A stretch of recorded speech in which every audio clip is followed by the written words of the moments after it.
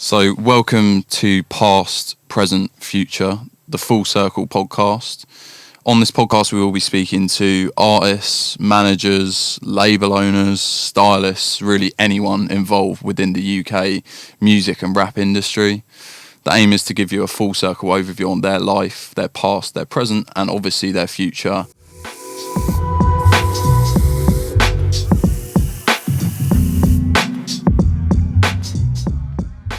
Okay, so I'll make sure I get this right this time. So episode 18, Past, Present, Future. So always excited, always express it, but today it is a big one. So we got Mimi, the music blogger. Hi.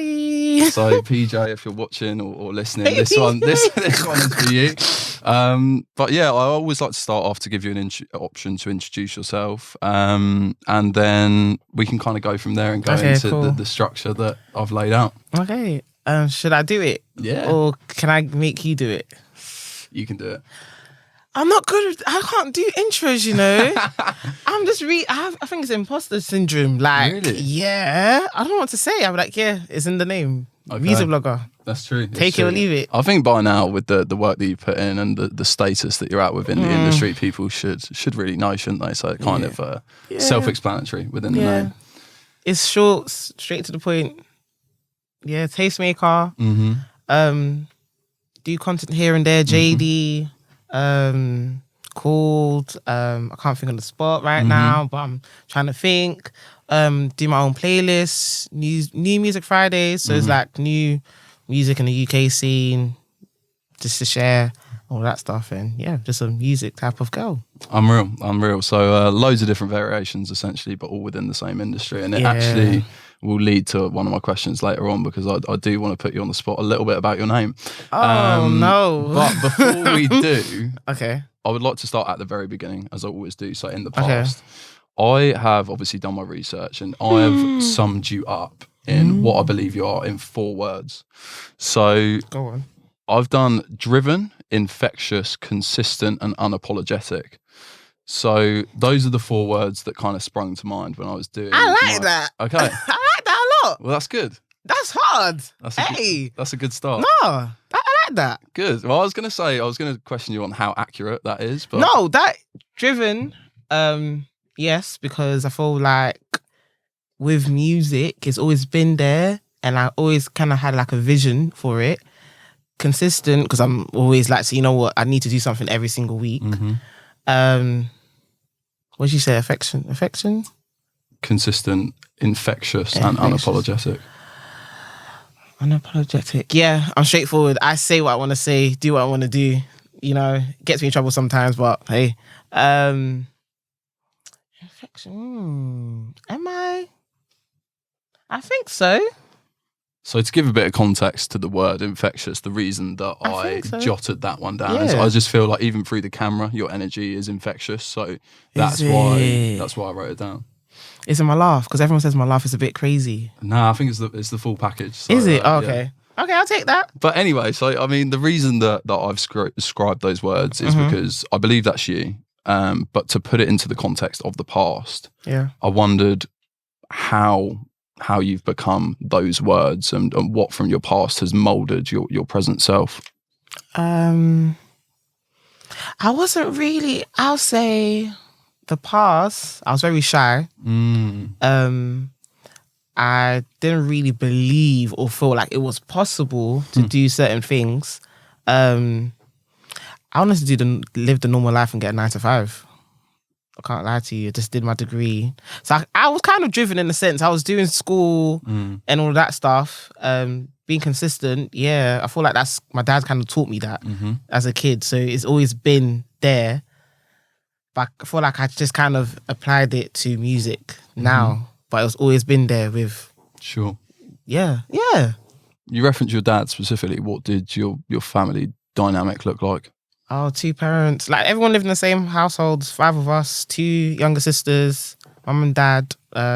So me and my sisters are first generation. My parents are from Congo. So they came to this country during the 90s.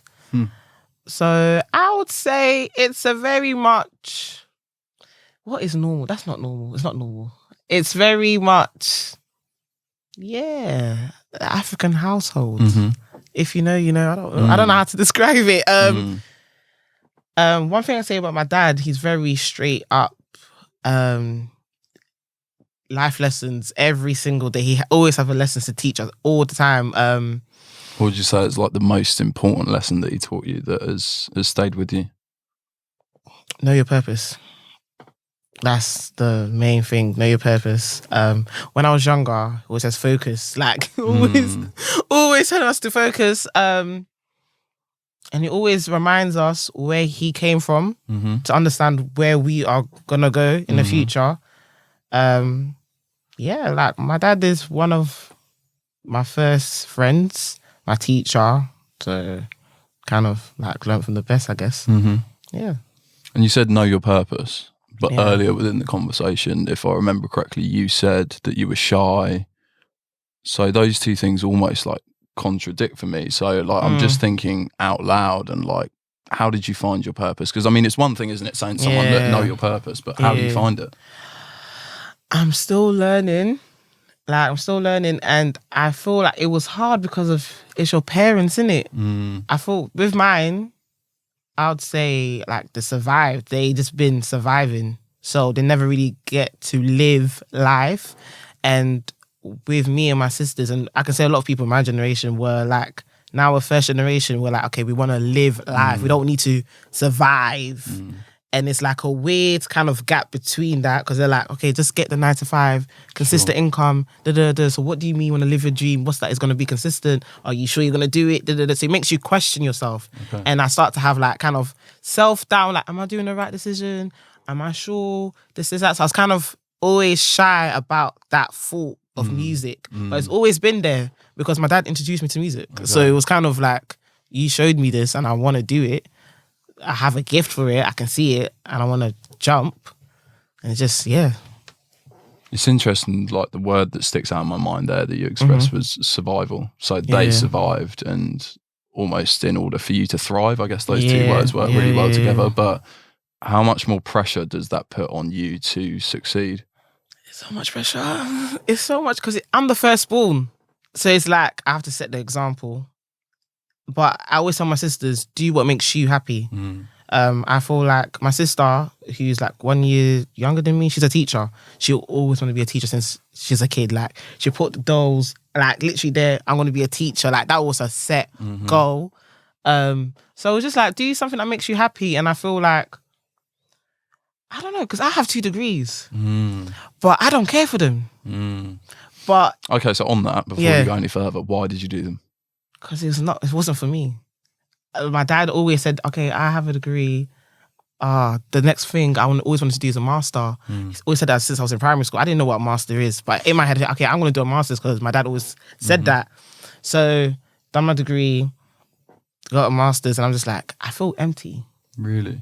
Like my first degree, when I got on accounting and economics, and when I was at DMU, I felt empty. I feel like, is this what I was basically studying for and doing A-levels and all of that stuff? Like, is this it? I felt empty. So, you know what, let me do a master's to see it. Maybe I'll feel different. Still felt empty. I said, you know what, I can't live like this. It's not for me. I realized it wasn't my dream. It's my parents' dream. And it wasn't for me. That's how I see it. Yeah. How would you describe that emptiness that you felt? I couldn't be asked to do it anymore. Like, I'm very much, okay, I'm going to study, boom, boom, boom. And I start feeling like a robot, like, damn, again, another one. Like, I was getting tired of it. I was literally couldn't be asked. I wasn't going to lectures no more. I still got my 2-1s, don't care, but it's like, I didn't put effort, but I still got 2-1. And I didn't really care for it. So what was the point? I didn't really care. And you said it wasn't your dream. It was your parents' dream. Yeah. So let's transition to when you inevitably have to break the fact that it's not your dream, it's your parents' dream, and maybe even explain what your dream is to your parents. How did they take it? They didn't like it.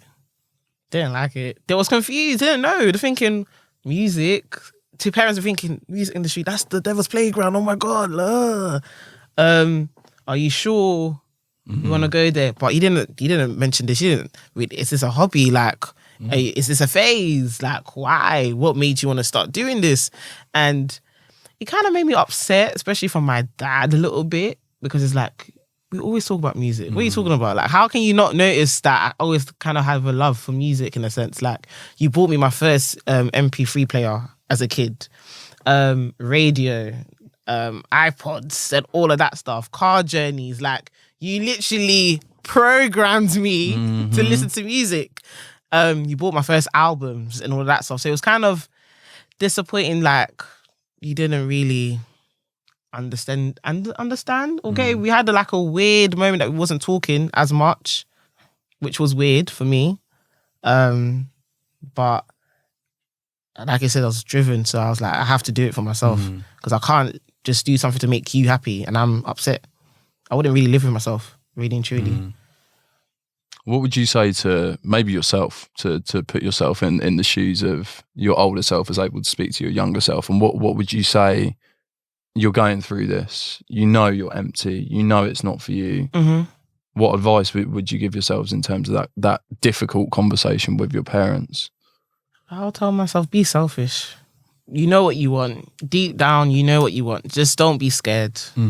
Be selfish. You'll be fine. There's an end goal. Pray more. Don't try to escape by like just going out a bit more and all that. Just do it. Like, why are you moving scared? Like, yeah, you know what to do. That escapism that you just mentioned, I think it's quite common with everyone, to be honest, that say there's a problem that's right in front of you. It's that escapism, go out. Well, loads of people have different methods of dealing with things and different methods of, I guess, removing their mind from that issue. But you referenced going out, but how did you deal with it, and how did you...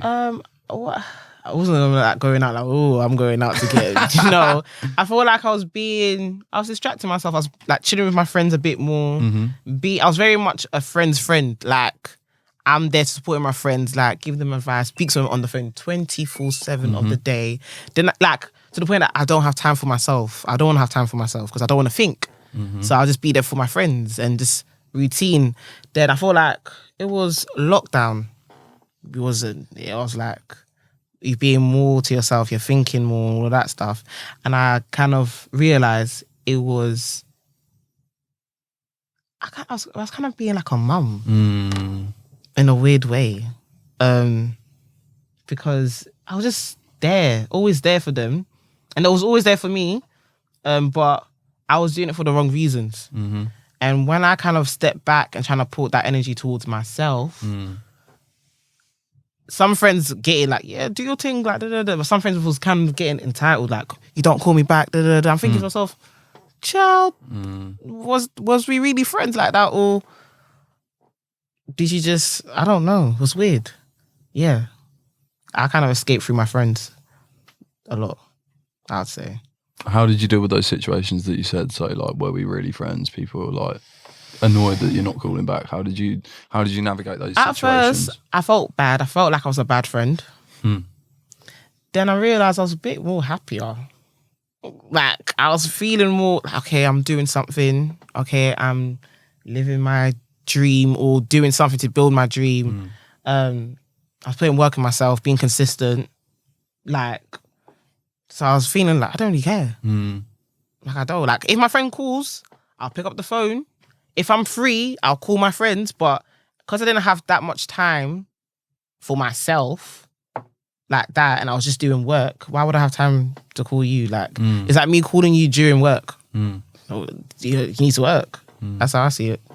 The crazy thing is you referenced lockdown, which is obviously not that long ago, like 2 years ago. So your ascendance really has been within the relatively... 2020. Wow. Yeah, I'll say 2020. That is crazy, because I was going to ask you about adolescence, and I feel like adolescence or like your late teens or however you want to brand it is normally a phase where you either, for me anyway, from personal experience, find yourself, or potentially some people lose themselves within that period as well. And I was going to ask you, before you touched upon it earlier, were you always infectious? Did you always have this amount of energy? But earlier you said you were shy.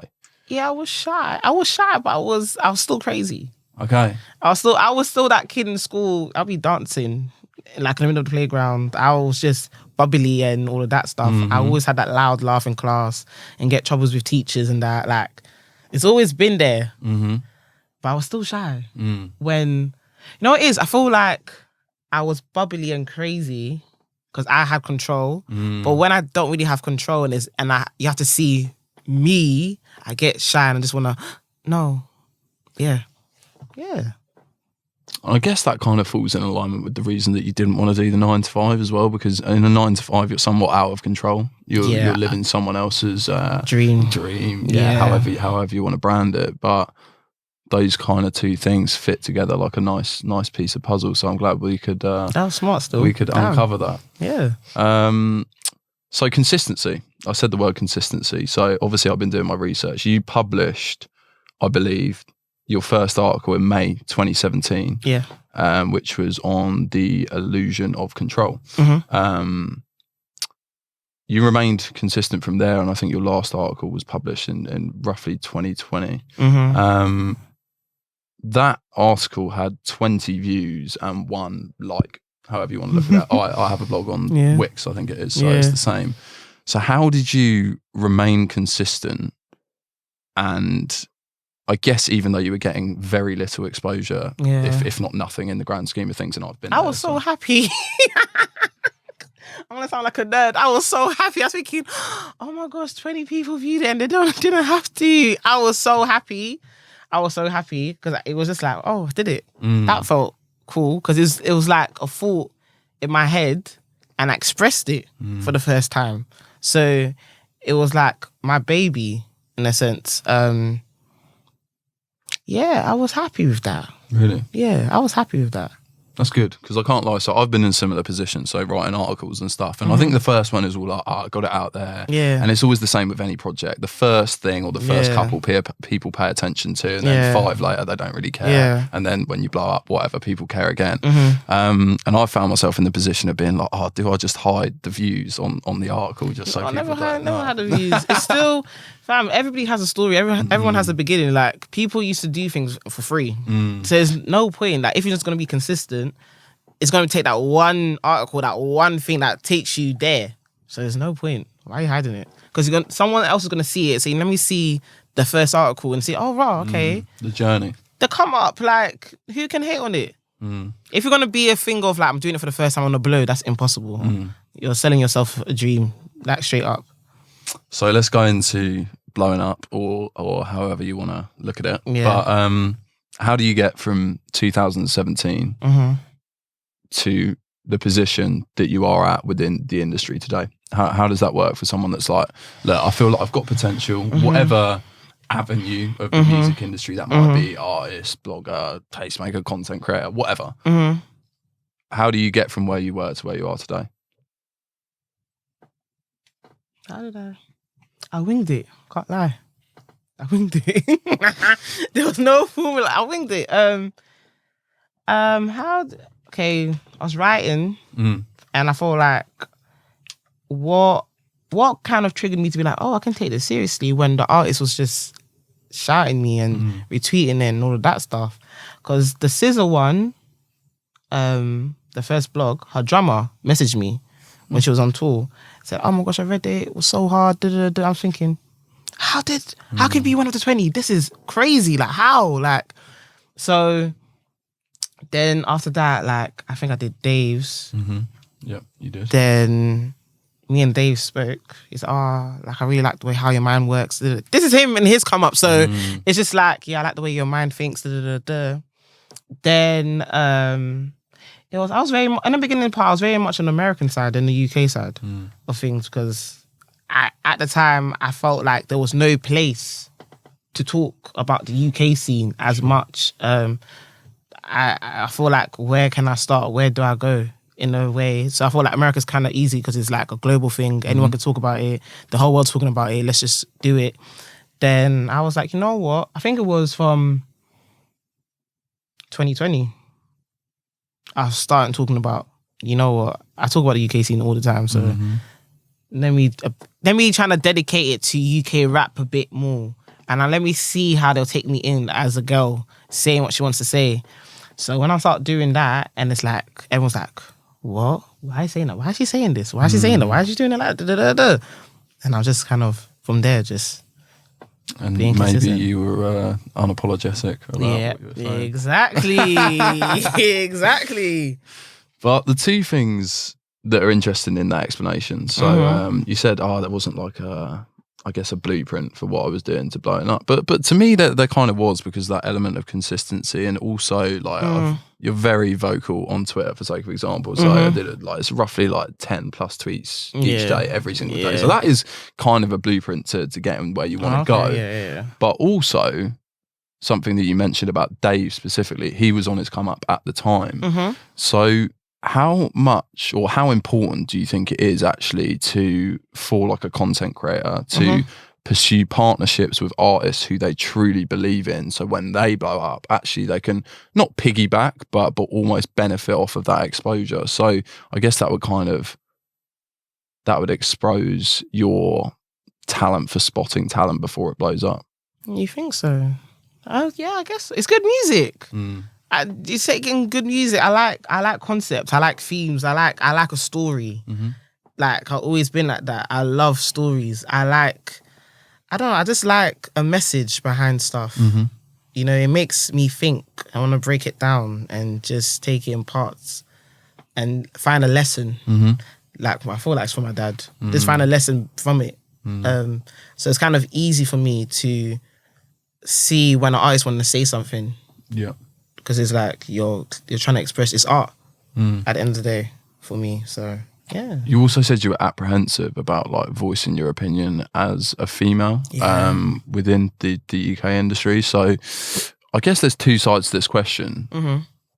What were your reservations? Like, what did you think was going to happen? And then what actually happened? How were you received? I didn't want to be a face. I don't want to be a face. Like, it says, she's the face of black girls' voices, because I'm not. I just want to say what I want to say for me. And for me, what I've learned, where I'm at now, if I can say it, you can say it. That's how I see it. I'm not a face. My voice is as valuable as yours. What were you scared of then? I just didn't want to be a face of like a blueprint or like my ego. I was just scared of that. I don't want to be gassed and think, I said it and what, like, that's not me. And I feel like, because I look up to people like Julie a lot, and I respect her come up so much. I feel like, maybe I'm not doing it right, or like, I didn't feel like it was right for me to do it, because she did it so like, it was structured. And I'm just like, I'm using my Twitter. Like, what in the crazy? It's crazy. Do you know what I mean? So I didn't feel really comfortable to do it that way. I felt like I was an outsider. Well, I still feel like an outsider, but yeah. Why? Because the way I'm doing it is so different. Not a lot of people can know it, especially in the UK scene. In America, it's normal to them because a lot of people use their own platform and social media to do things. Whilst in the UK, it's like you have to have a friend that knows a friend, or you have your brother's there, or you know someone, or you're a rapper's friend or something. Like, it's always relations. Whilst me, I did it myself. No one can claim or said they did anything for me. I use my Twitter, literally. And this is even my recent Twitter. I had like 3 different Twitters. Because, Twitter kind of robbed me and told me, nah, it's suspended. Don't know why. Copyrights, I think. But hey. Yeah. I made that Twitter in 2020. Your current? Yeah. Wow. Crazy, innit? It's 20k. Haha. Yeah. Oh, God. Quick one. We work with a lot of up-and-coming urban artists across the UK who are seeking press assistance, radio airtime, creative marketing solutions, and really all-round artist development within an industry that is constantly evolving.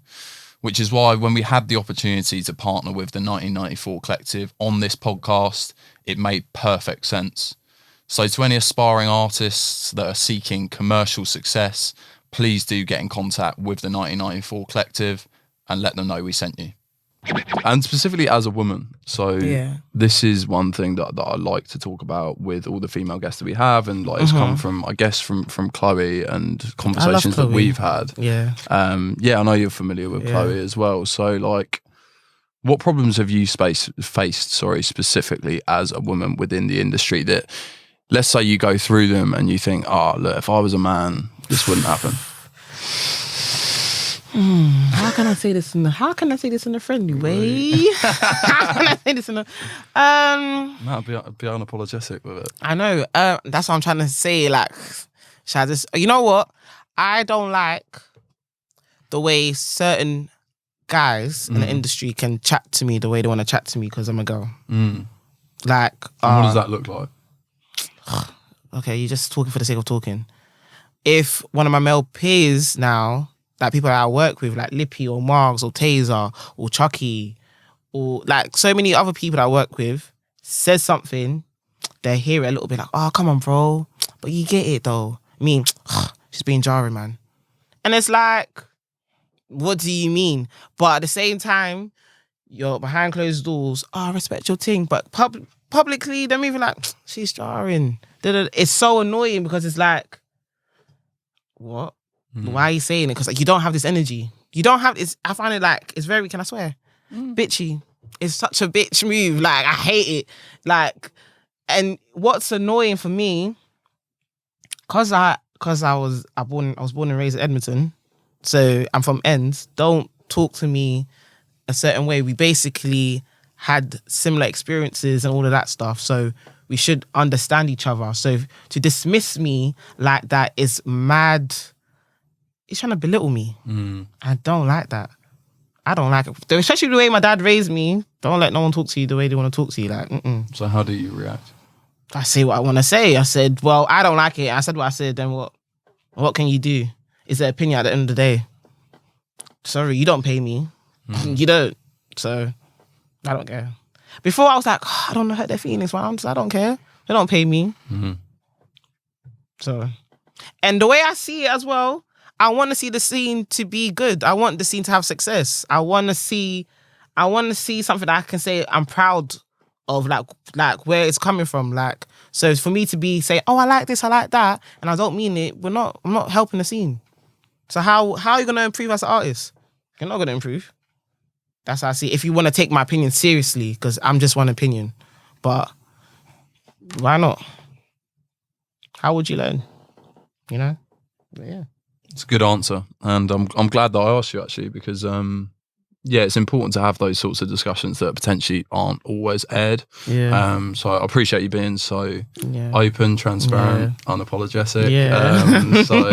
I really appreciate it, and I'm glad you could express your opinion. It's really good. But to go into the present, so to get into kind of the second stage of the conversation, I wanted to tie up the past by asking you, what was the biggest void in your past that you had?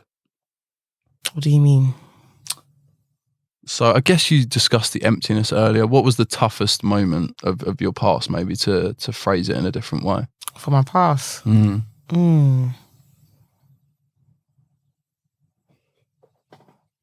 the toughest thing from my past that affects me now? Just in general. I feel like I'm in my therapist session. What the hell? That's what we go for. I feel like it's gonna sound like an Adele song. It's to be loved. I think that's my biggest. Yeah, man. Yeah. Look at me the way you're lying back. Yeah. To be loved still. I feel like I'm learning to love myself. And I feel like that's the hardest love ever, because it's you. You know what you want, and you need to be very much honest with yourself. And once you achieve that self-love, you know what type of love you want from other people. And I feel like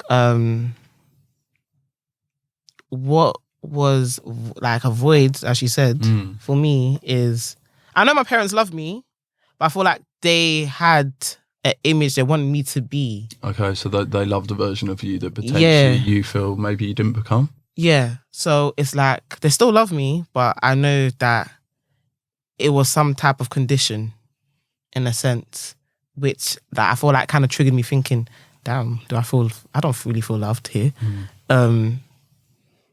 So it's like now I'm trying to love myself. It's hard. Can't even lie to you. Damn. It is hard. But Yeah, you just find bare different ways to trying to love yourself, in trying to escape a lot. And you know what it is, yeah? Funny enough, music was my escape. Like, I was just literally my music, blast it out. And I used to play Mary J. Blige so much. That's my auntie. Like, so much. Like, and I feel like her journey, I see myself in her in the sense of that self-love, that emptiness, and that trying to escape and all of that stuff. And the thing is, she is so, she's just such a cool lady, man. Yeah, that's what is love. If I'm going to be honest. I'm not going to lie and say, oh, yeah, I don't know what other words, but yeah, love still. No, thank you for being honest. And the reason I asked was to try and transition it into the present seamlessly. So do you feel you've mastered that self-love within the present moment sat here right now? It's going to sound so crazy, but I kind of made a character up. So obviously my government name's Minu. And obviously it's Mimi the music blogger. Mimi protects Minu. Minu is my inner child. Like, that's the baby version. That's the perfect version of me that came to this world. Whilst Minu is the person I'm trying to be, and she protects Minu, Mimi. So now it's like, when somebody wants to talk to me this certain way, Minu is like, okay, go to the back seat type of vibe. Mimi, take over. And I'm just, okay, you can't say that to me. But Minu is shy, like, I don't really care. Brush it off type of vibe. So yeah. So that's where I'm at with it. That's interesting. Which character are you playing right now? I feel like I'm switching roles. Mimi's here, then Minu's here, then Mimi's here. It's a bit weird. Like, that's I feel like I'm in my therapist session right now, chat. It's weird.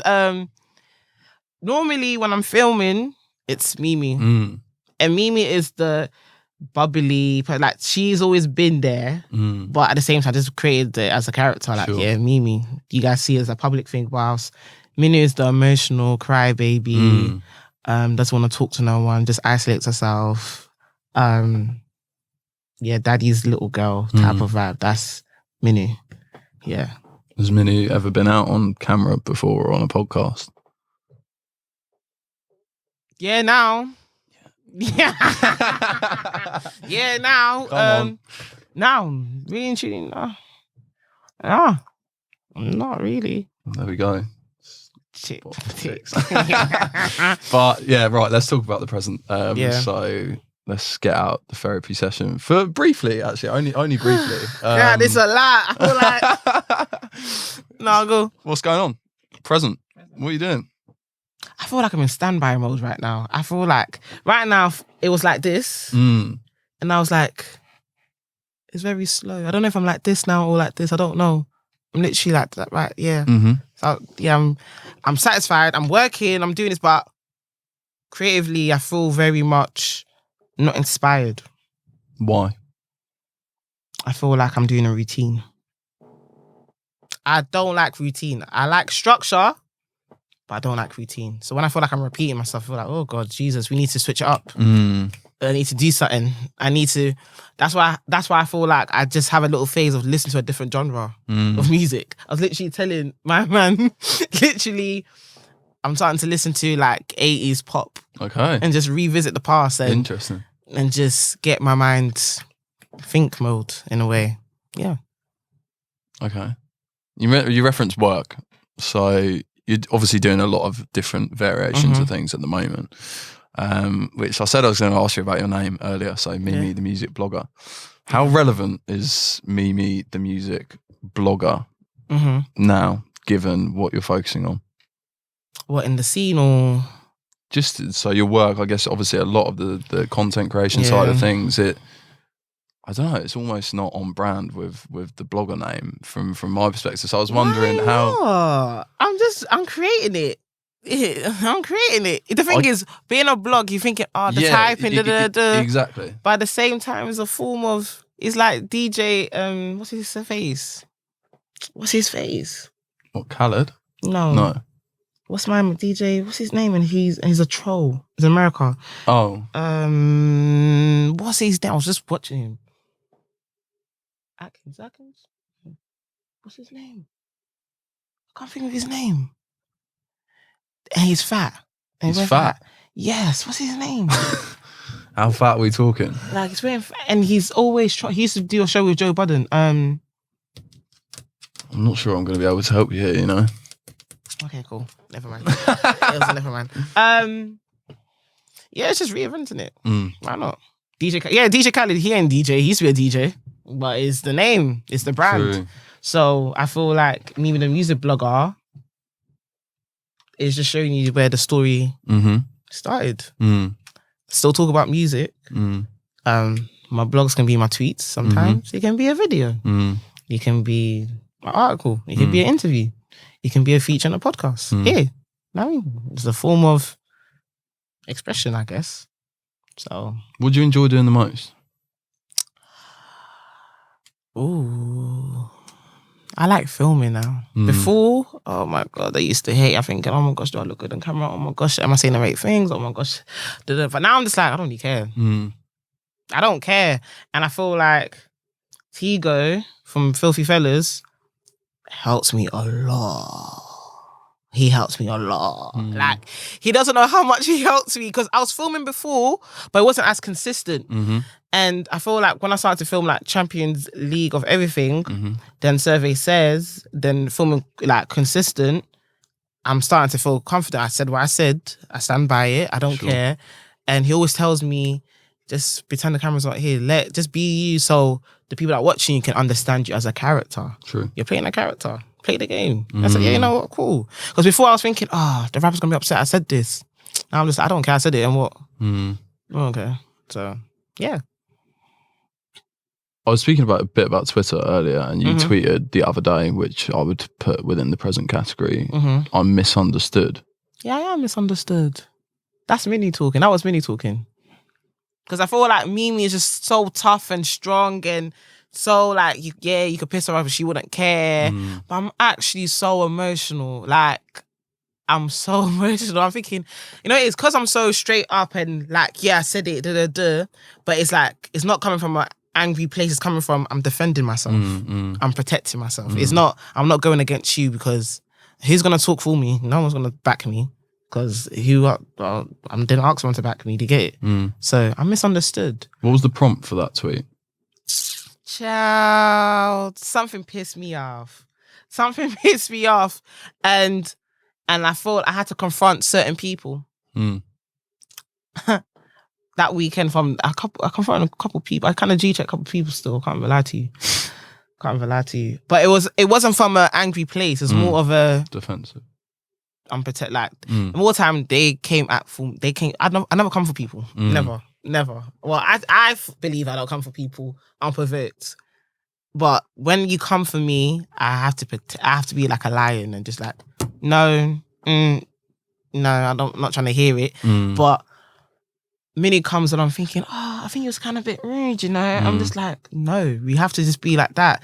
Then I get upset, people probably thinking I'm a bitch or something. But Mimi's like, why not? The fuck? Like, so, and what? So they know they can never cross this line again type of vibe. So I'm misunderstood. I'm a Cancer. So I'm hard, but inside I'm soft. Oh, God.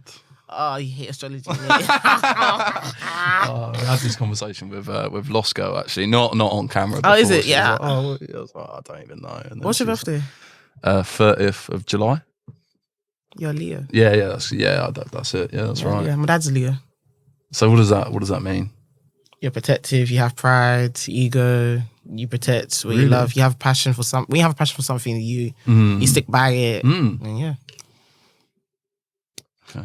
Maybe that's why you can talk to me this way. You can talk to me because my dad's a Leo, so you can see that mini side. Okay. Congratulations. Well, there we go. Here you go.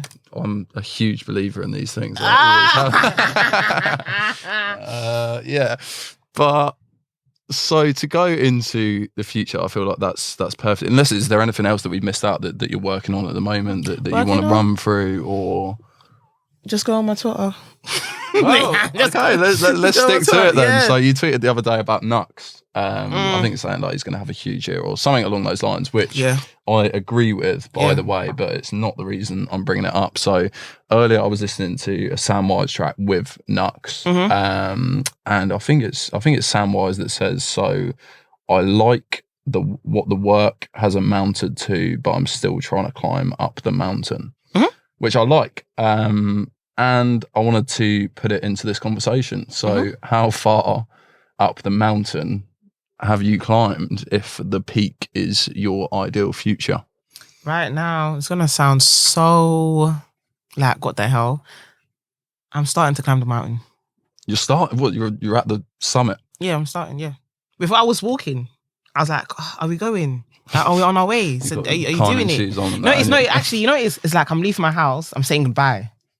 Yeah. Wow. And you're about to start. Yeah, I'm starting my journey. So obviously this is at the start. Like, oh damn, are we actually going to do it? We can just go back and just live out. Am I doing it? So now it's like, okay, you're here. Let's climb now. Let's go. This is not the beginning for me. Maybe to other people thinking, oh my gosh, she's doing amazing. Maybe it can be someone else's dream, but it's not my dream. This is not my end goal.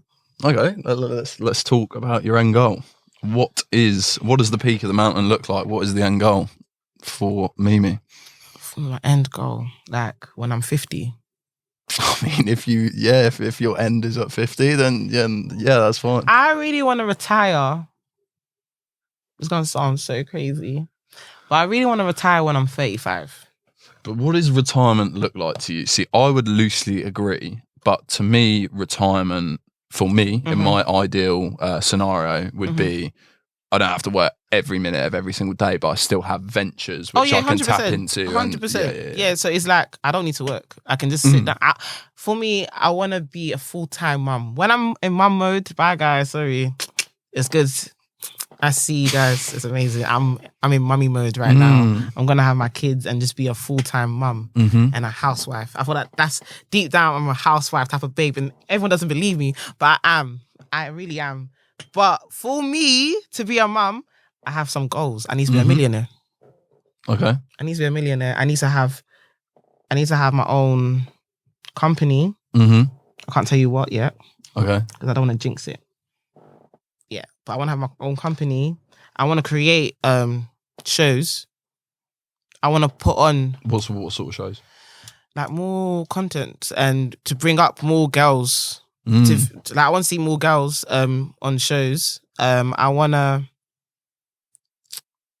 do more. I want to do workshops. In the sense of going to like different schools for like a week, like show kids and educate kids in a sense. It not can only be me, but I can get other people to speak on and all of that stuff. I want to connect the dot from US and the UK. I see myself going to America very soon.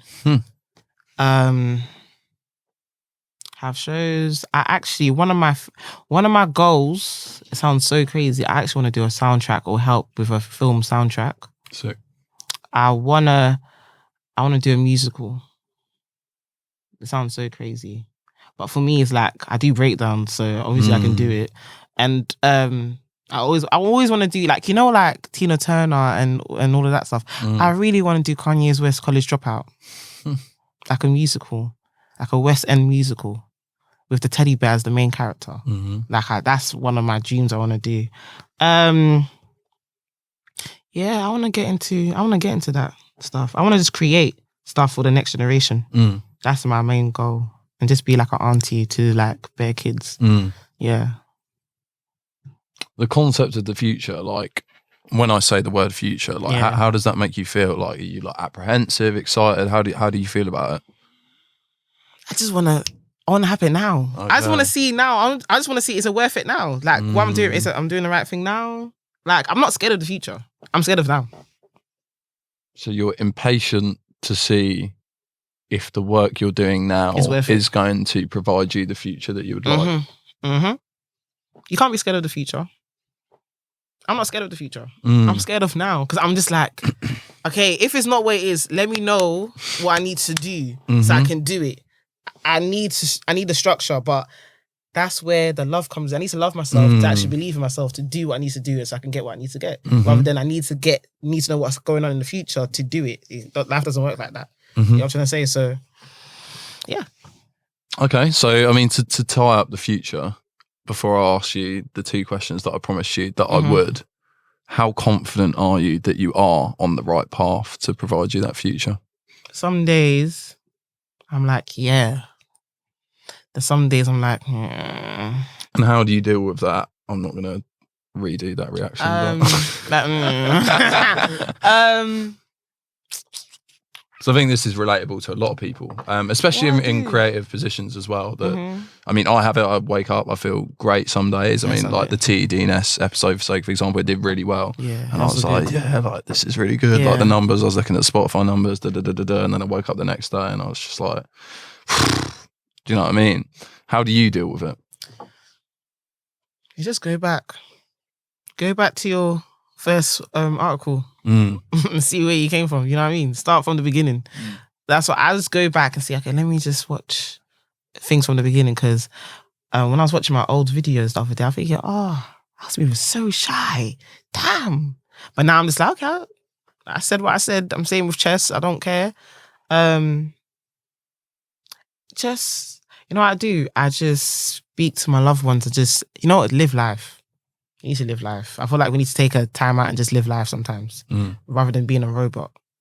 Sometimes it's just a break, like, hey, let me just live my life and be me for a hot minute. Mm-hmm. And you just remind yourself, okay, cool. As just a breather and go back and do it again. There's inspiration.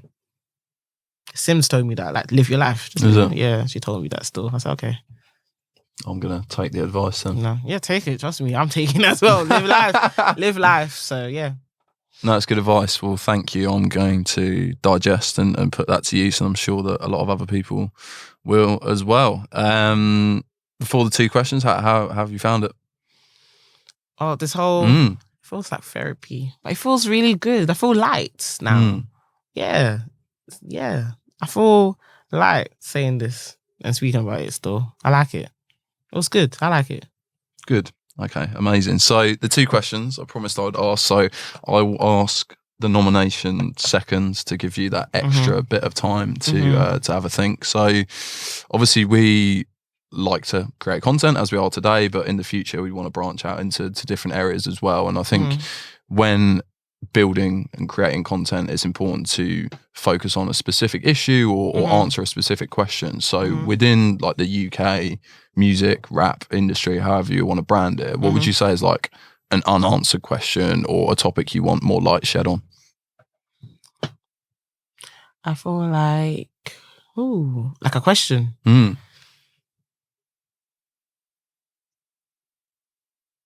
Why don't the ladies get that much support?